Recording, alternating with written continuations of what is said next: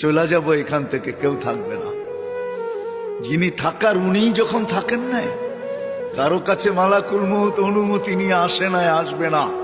শুধু একজন মুহাম্মদুর রাসূলুল্লাহ সাল্লাল্লাহু আলাইহি ওয়াসাল্লামের কাছে মালাকুল মউত যখন আসছেন, তো আল্লাহ বলছে বন্ধুর কাছে অনুমতি নিয়ে ঢুকবে। অনুমতি দিলে ঢুকবে, নাইলে ফিরে আসবে।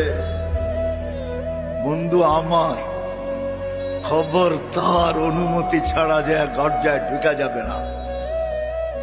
আমাদের কারো কাছে অনুমতি নিয়ে আসবে না, ওনার কাছে অনুমতি নিয়ে গেছেন।